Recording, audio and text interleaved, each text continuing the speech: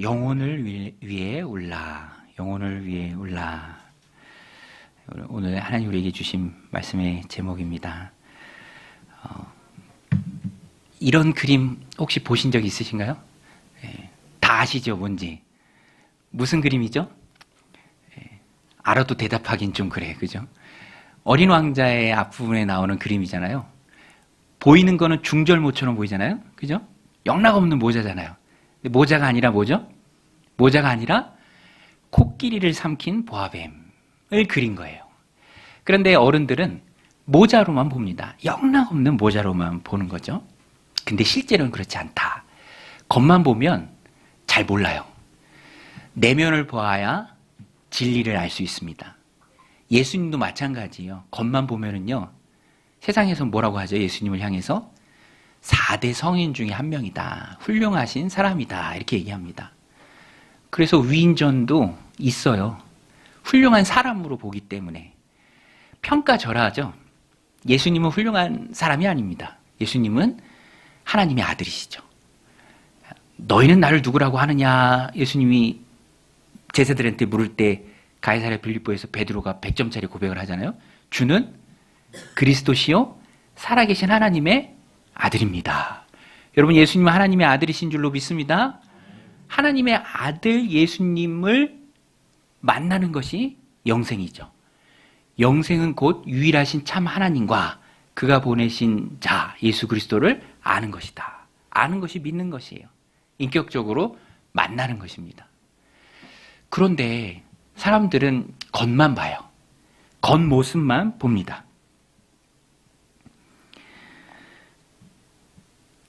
단 한 번은 평생을 살아가면서 예수 그리스도를 그리스도 하나님의 아들로 믿습니다라고 고백을 해야 하나님 자녀가 되는데, 그냥 겉만 보고 내면을 보지 못하고 자기의 생각대로 예수님을 받아들이기 때문에 많은 이들이 영생으로 나가는 그 길목에서 주저앉습니다. 가지 못하고 주저앉죠.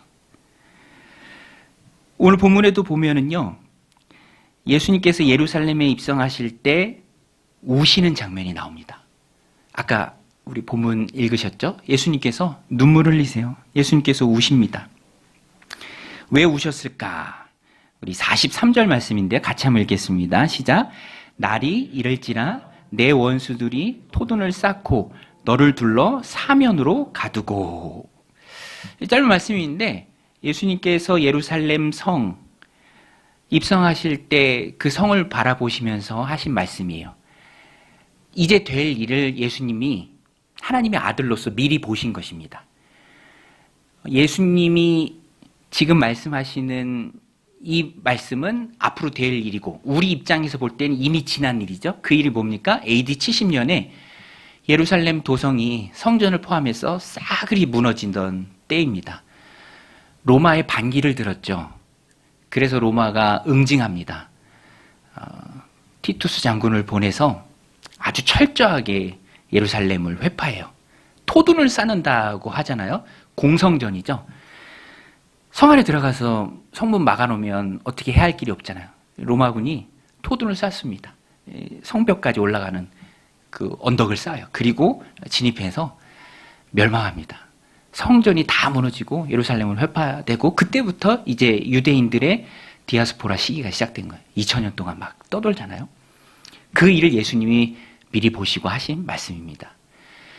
아주 참혹한 전쟁이었고요. 끔찍했죠. 60만 명이 죽었습니다. 유대인 60만 명이. 강동구 인구가 50만 이제 곧 넘었는데 그거보다 훨씬 더 많은 숫자가 죽는. 그래서 예수님이 너무너무 안타까워하시면서 우신 거예요. 왜 그랬냐면 이것은 예수님을 알아보지 못한 일에 대한 심판입니다. 예수님은 유대인들이 십자가에 못 박았죠. 그리고 예수님이 세상 끝에도 이런 종말이 있을 터인데, 그 끝에 예수님 재림하실 그때 그 종말일 때 임하는 심판을 말씀하실 때는 항상 복음서에 공이 등장하는 게 바로 예루살렘의 멸망이에요. AD 70년, 66년부터 반역하고 전쟁이 이루어짐에 철저하게 무너졌던 그 예루살렘의 멸망과 겹쳐서 항상 세상 종말을 말씀하세요. 그래서 이 말씀은 예루살렘의 종말뿐만 아니라 마지막 때에 임할 심판의 말씀이기도 합니다. 끝까지 예수님을 거부하는 자들. 우리 사도신경으로 고백했잖아요. 우리가 믿는 게 뭡니까? 예수님이 동정녀 마리아의 몸으로 이 땅에 오신 것을 믿죠. 십자가 못 박혀 죽으신 것을 믿습니다. 부활하신 것을 믿어요. 그리고 또 뭘 믿습니까? 다시 오실 것을 믿어요. 산자와 죽은 자를 심판하러 다시 오실 것을 믿습니다. 아들이 있는 자에게는 생명이 있고 아들이 없는 자에게는 생명이 없어요. 예수님을 영접했느냐 영접하지 않았느냐, 그것을 주님이 마지막 때에 오셔서 심판하십니다. 예수님이 눈물을 흘리심의 그 원인이 끝까지 예수님을 거부한 자들에게 있죠. 우리 44절 말씀인데요. 같이 읽겠습니다. 또 너와 및 그 가운데 있는 내 자식들을 땅에 메어치며 돌 하나도 돌 위에 남기지 아니하리니 이는 내가 보살핌 받는 날을 알지 못함으로 인함이라 하시니라. 이 말씀이 중요해요. 이는 하고 성경에서 나오는 것은 다 이유를 말합니다. 이는 예루살렘이 멸망하게 된 이유예요. 철저히 멸망하게 된 이유. 뭡니까? 내가, 예루살렘의 의인관에서 예수님 말씀하신 거예요. 내가 보살핌 받는 날을 알지 못함으로 인함이라 하시니라. 보살핌 받는 날. 예수님께서 이 땅에 오신 이유는 우리를 보살펴 주시기 위해서예요. 나를 보살펴 주시기 위해서 예수님이 이 땅에 오셨습니다. 그런데 그것을 끝까지 거부했죠. 예루살렘 사람들, 그 도성 안에 사는 사람들. 결국에는 끌어다가 십자가에 못 박았습니다. 메시아로, 그리스도로 모셔드리지 않았어요. 보살피기 위해 주님이 오셨지만 그 보살핌 필요 없습니다. 손살에 저으며 이를 악다물고 결국에는 예수님을 십자가에 못 박음으로 거부했죠. 그래서 예루살렘이 멸망한 것이에요. 그 안타까움에 주님께서 눈물을 흘리십니다. 주님은 평화를 위해 오셨어요. 그 평화를 너가 알았으면 참 좋았겠다. 너도 알았으면 좋았겠다. 그 안타까움에 눈물을 흘리세요. 우리 41절, 42절 말씀인데요. 이 말씀도 같이 읽겠습니다. 가까이 오사 성을 보시고 우시며 이르시되 너도 오늘 평화에 관한 일을 알았더라면 좋을 뻔하였거니와 지금 내 눈에 숨겨졌도다. 욕심이 너무 가득하니까, 배척하는 마음만 세니까 감춰져 있는 것처럼 평화의 주님이 오셨고 나를 돌봐주시기 위해 주님이 오셨지만 그 평화에 대해서 하나님과의 관계 회복을 위해 하나님이 친히 보내신 그리스도 예수를 몰라봅니다. 그래서 죽여라 죽여라, 결국에는 십자가에 못 박는 사람들이었죠.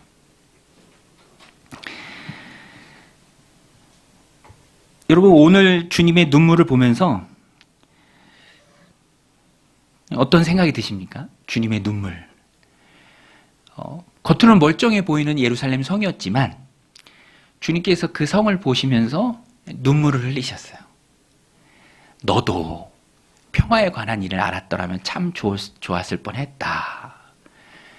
앞으로 다가올 40년 후죠. AD 70년에 있을 그 철저한 멸망, 그리고 종말 때 있을 그 철저한 멸망, 주님이 보시면서 우십니다.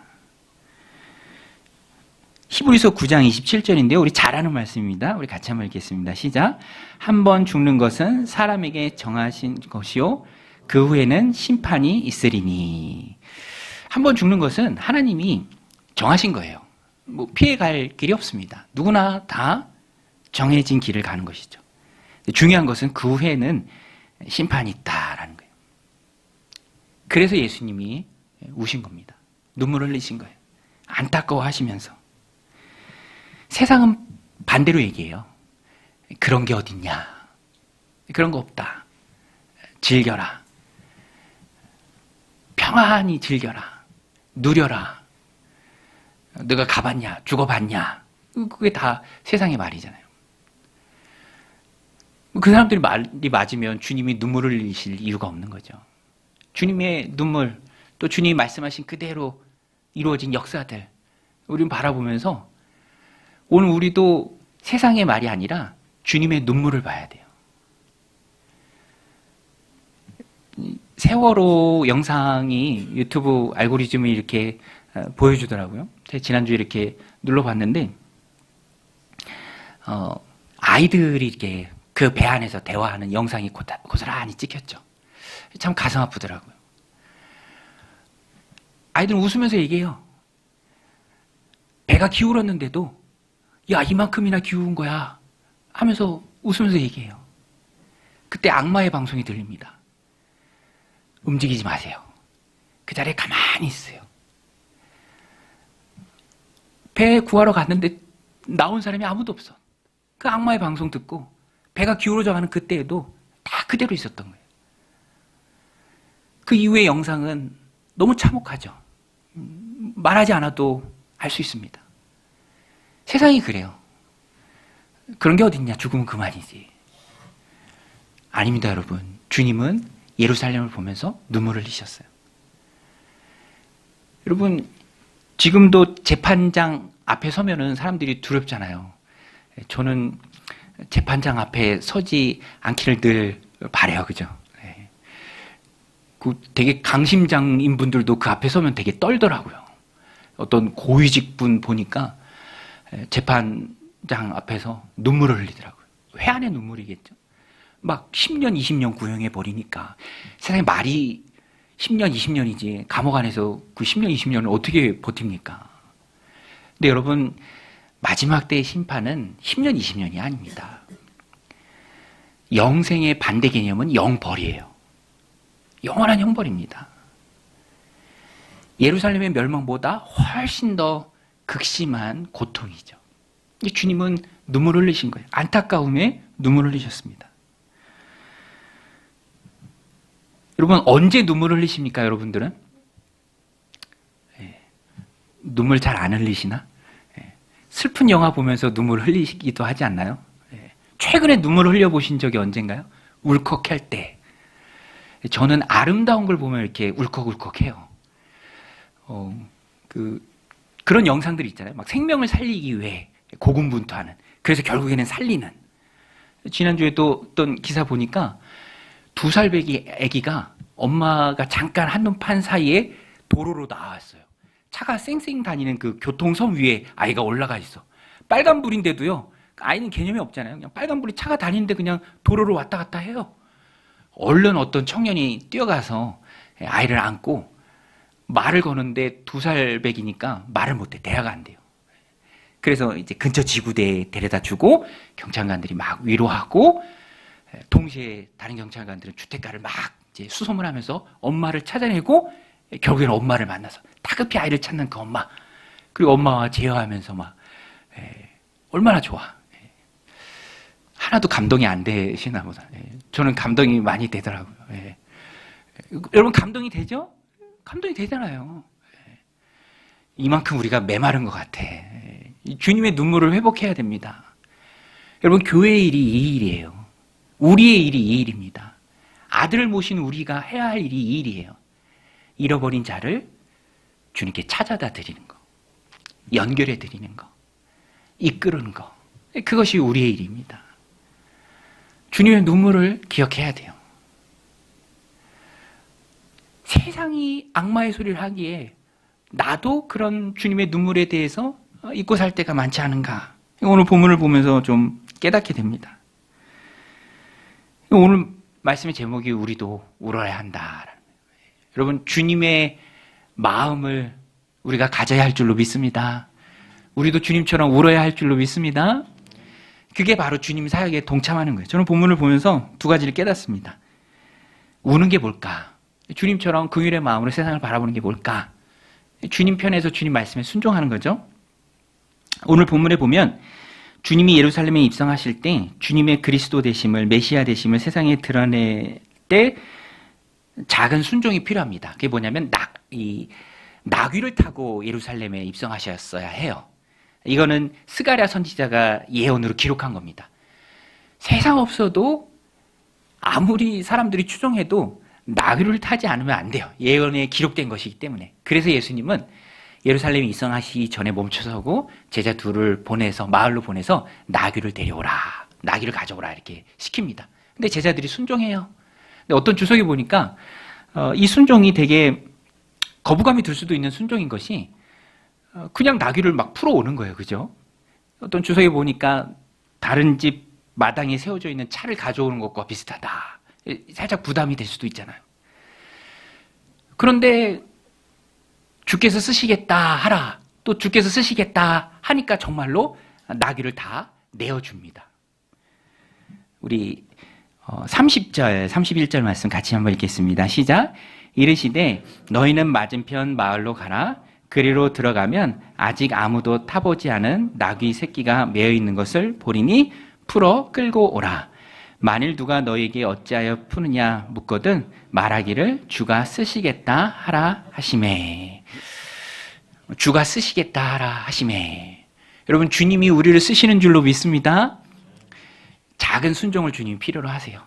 주님의 메시아 되심을 드러내고 사람들한테 보여질 때 반드시 나귀를 타고 입성하심에 그 나귀를 데려오는 작은 순종이 필요했고, 주님은 제자들을 보냈고 그들은 순종했습니다. 나귀의 주인도 기꺼이 풀어서 들여서 주님의 메시아 되심을 선포하는 일에 일조를 했습니다. 여러분, 예수님이 세상에 그리스도로 드러나야 돼요. 주님이 밝히 선포되어야 합니다. 그리고 그 중심에는요, 나의 순종이 있어요. 주님이 나를 쓰시길 원하십니다. 나의 것을 사용하길 원하세요. 내가 순종의 발걸음을 걸어가길 원하십니다. 너무 원하시기에 그 순종이 그리 어려운 것이 아닙니다. 오늘 본문에도 보면 예수님 다 설명해 주잖아요. 마을로 가라. 나귀를 볼 것이다. 나귀 새끼를 볼 것이다. 정말로 있어요. 주인이 뭐라 하면 주가 쓰시겠다 하라. 그러면 줄 것이다. 정말로 주가 쓰시겠다 하니까 정말로 줍니다. 어렵지 않아요. 예스가 다 정해진 일입니다. 그러나 순종할 자가 필요해요. 할 사람이 필요합니다. 그리고 주님은 제자들을 쓰셨어요. 그 주님은 오늘 우리를 사용하기를 원하세요. 작은 순종.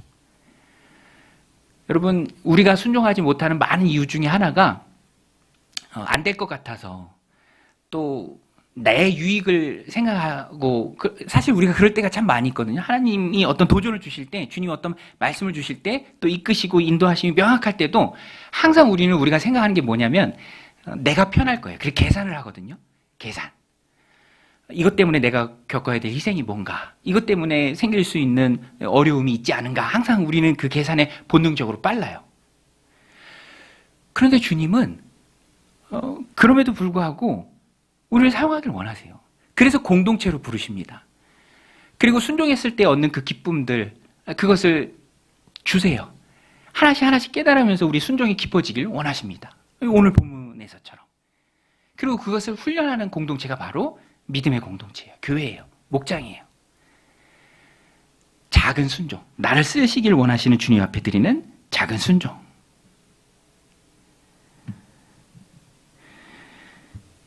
오늘도 주님은요, 나를 통해서 세상에 밝히 드러나기를 원하십니다.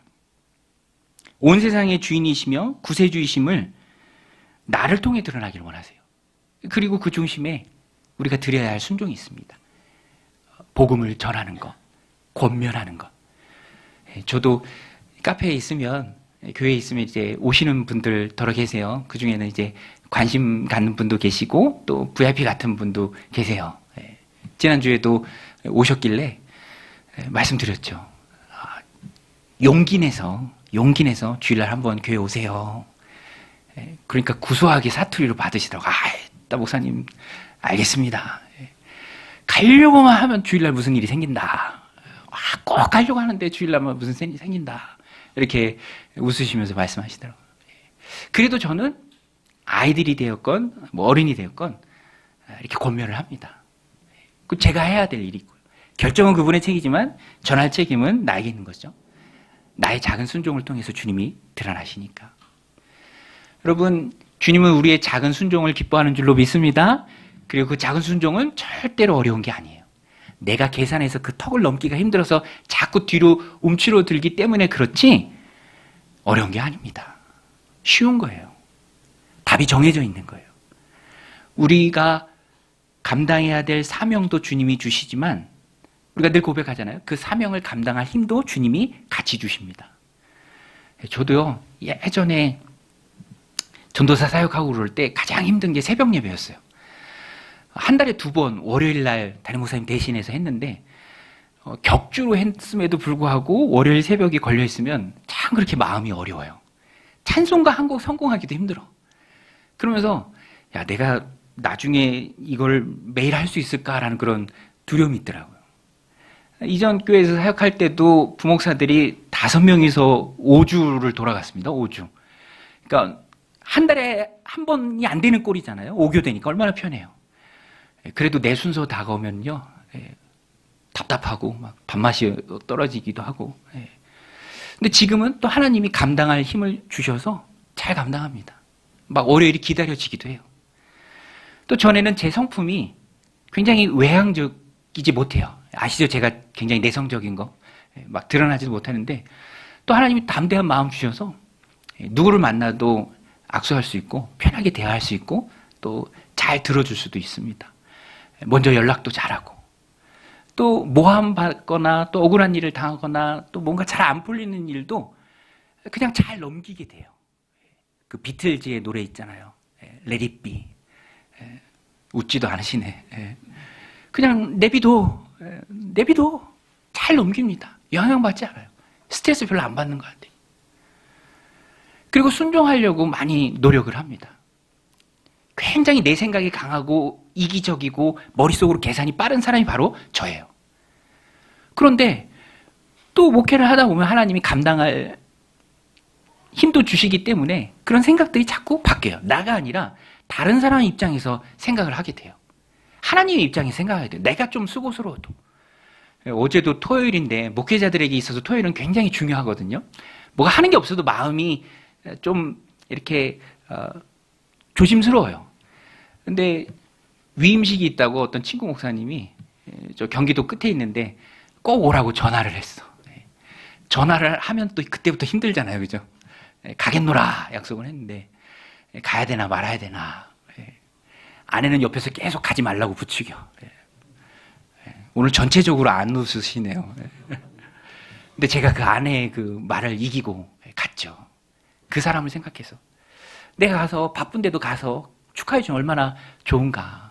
역시나 같이 사진 찍는데 되게 좋아하고 고마워하더라고요. 여러분, 내 생각, 이거 안 되면 어떡하지? 이것 때문에 내가 손해보면 어떡하지? 이건 내 이익과 반하는 일인데 얼굴 팔리면 어떡하지? 그것 때문에 순종의 발걸음, 답이 정해져 있고 그렇게 어렵지 않고 그 중요한 일을 통해서 주님이 영광 받으시고 세상에 그리스도로 드러나는데 우리가 순종받지 못할 때가 참 많이 있어요. 안타깝습니다. 어쩌면 주님의 눈물은 그런 우리를 향한 눈물일 수도 있어요. 우리의 그런 소극적인 모습이 이런 예루살렘을 만들었을지 모릅니다. 그래서 우리는 훈련해야 돼요. 순종하는 연습. 그게 바로 목장이에요. 목장하면은요, 내 거 아낄 순 없죠. 내 거 내려놔야 됩니다. 시간, 에너지, 재정. 공동체 생활도 마찬가지죠. 예배. 그런데 주님이 그 순종을 기쁘게 받으십니다. 순종의 길을 걸어갈 때 모든 장애물을 걷어내 주십니다. 주님이 새 힘을 주시고 필요하고 쓸 것을 넉넉히 공급해 주세요. 순종하면 힘 주십니다. 우리 한번 따라할게요. 순종하면 힘 주신다. 여러분 믿으십니까? 결국 믿음이에요. 순종하면 힘 주신다. 믿고 나아갈 때 하나님이 공급해 주시는 것을 경험해 줄 수 있죠. 하나님 나라의 원리입니다. 또 주님은 나를 통해서 세상에 밝히 드러나기를 원하시는데요. 그래서 부족해도 일단은 쓰십니다. 내가 다 갖춰지고 모든 것을 잘 이해하고 신앙이 많이 성숙하고 깊어졌을 때 순종할 수 있는 게 아니라 부족해도 하나님은요, 잘 쓰세요. 오늘 본문에도 그 내용이 잘 나옵니다. 예수님 찬양했던 사람들이 있죠. 기쁨으로 찬양했던 사람들이 있습니다. 주님이 그들의 찬양을 기쁘게 받으세요. 그렇지만 사실은 그들의 찬양이 온전한 이해에서 나오는 찬양은 아니거든요. 그래도 주님이 막지 않으십니다. 그 말이 사실이고 그것을 통해서 주님이 드러나시기 때문에 기쁘게 받으세요. 오히려 바리새인들은 좀 말려달라고 예수님한테 막 요청해요. 그러나 예수님이 거절하죠. 저들은 저들이 할 일을 밝히 잘하고 있다. 저들이 말하지 않으면, 침묵하면 돌들이 소리 지를 것이다 라고까지 말씀하시면서 부족한 이해에서 나오는 찬양이었지만 주님이 인정해 주십니다. 지지하세요. 우리 39절 40절 말씀인데요. 우리 같이 한번 읽겠습니다. 39절 40절 시작. 무리 중에 어떤 바리새인들이 말하되 선생이여 당신의 제자들을 책망하소서 하거늘 대답하여 이르시되 내가 너에게 말하노니 만일 이 사람들이 침묵하면 돌들이 소리 지르리라 하시니라. 그들의 찬양을 주님 기쁘게 받으십니다. 우리가 알 수 있잖아요. 부족해도 하나님 나를 받으신다. 우리 한번 따라서 부족해도 받으신다. 네, 여러분 오늘 이 예배를 하나님 받으실 줄로 믿습니다. 뭔가를 결단하고 믿음이 충만해서 목숨을 바칠 것을 각오하지 않더라도 오늘 이 예배를 하나님께서 우리가 드리는 이 찬양을 내가 마음 모아 주님 앞에 올려드리는 그 기도를 주님이 기쁘게 받으세요. 그것이 우리에게 힘이 됩니다. 연약해도 주님 받으신다. 그러니까 해야만 순종할 수 있는 것은 아니에요. 하나님의 페이스가 있어요. 이렇게 예수님에 대해서 완전히 이해하지 못하고 찬양했지만 나중에 십자가 이후에 베드로가 설교했을 때 이 많은 사람들이 또 공동체 안으로 들어옵니다. 초대교회를 이루죠. 그건 그때 또 하나님이 하실 일이에요. 지금은 예수님께서 그 찬양을 기뻐 받으십니다. 막을 수 없는 맞는 말이에요. 열렬히 하는 그 환영을 기쁘게 받으세요. 그 순간 그 일을 하나님이 기쁘게 사용하십니다. 우리 38절 말씀인데요. 같이 읽겠습니다. 그들이 했던 찬양이에요. 시작. 이르되 찬송하리로다 주의 이름으로 오시는 왕이여 하늘에는 평하여 가장 높은 곳에는 영광이로다 하니. 맞는 말이죠. 주님 받으시는 귀한 말입니다. 우리는요 부족해도 하나님 쓰십니다. 여러분 부족해도 하나님 우리 쓰시는 줄로 믿습니다. 조금 이기적이어도 조금 자기중심적이어도 핑계가 많아도 있는 모습 그대로 주님이 불러주시고 또 우리를 통해서 나오는 그 찬양을 기쁘게 받으세요. 성숙하고 성화되어 가는 것은 하나님의 페이스에 맡기는 거죠. 미성숙하고 이기적일 때가 참 많이 있죠. 그렇지만 하나님께서 기쁘게 우리를 받으십니다. 그래서 우리는요 담대한 마음으로 주님 앞에 나올 수 있어요. 나 아직 안 됐습니다. 나 부족합니다. 이거는 내 말일 뿐이에요. 하나님은 부족해도 쓰십니다. 성장해 가는 그 과정 가운데 쓰세요. 이번 주 매일성경 새벽 본문에 보면은요 야곱의 가정이 나오는데 야곱의 가정이 참 부족했죠. 편애가 있었잖아요. 시기심, 거짓말, 속임, 정상적인 가정이 맞나? 근데 주님이 쓰세요. 야곱의 가정을 쓰십니다. 야곱이 또 결혼해서 아내들을 두고 질투하면서 시기심으로 막 애 낳기 경쟁하잖아요. 그런데 그 가정도 또 하나님께서 쓰세요. 이스라엘 백성들을 만들어내는 인구, 민족 단위로 성장하는 그 일로 야곱의 가정을 쓰십니다. 우리의 가정이 참 부족하고 연약하죠. 그러나 하나님이 쓰신다. 부족해도 하나님은 쓰신다. 그 하나님의 시선으로 우리를 바라보고 또 남을 바라보고 우리의 가정을 바라봐야 합니다. 지금은 부족하지만 하나님께서 쓰세요. 그리고 또 온전하게 세워주실 것입니다. 그러니까 나는 어떤 상황에서든지 주님 말씀하실 때 순종한다. 특별히 찬양과 경배의 자리에 있어야 한다. 예배의 자리에 있어야 한다. 잊지 말고 그 예배의 자리, 오늘 예루살렘에 입성할 때 예수님을 찬양했던 사람들처럼 기쁨으로 주님을 찬양하고 또 예배로 주님 앞에 나와야 합니다. 삶에 정리되지 않은 부분이 많이 있다 할지라도, 연약하다 할지라도, 그러면 하나님이 그 모습 그대로 다 받으시고 하나님의 페이스에 맞게 우리를 빚어가시고 만들어 주실 것입니다. 지금 중요한 것은 지금 나를 부르시고 쓰시는 주님의 마음입니다. 오늘 말씀 마음에 새기고 하나님, 내가 주님 앞에 순종함으로 주님의 눈물 흘림에 동참하겠습니다. 내가 헌신해야 할 영역이 어디인지 하나님들 말씀해 주옵소서. 특별히 영혼들을 향해서 주님의 긍휼의 마음을 갖고 나아가는 우리가 되게 해 주옵소서 늘 또 기도해야 될 줄로 믿습니다.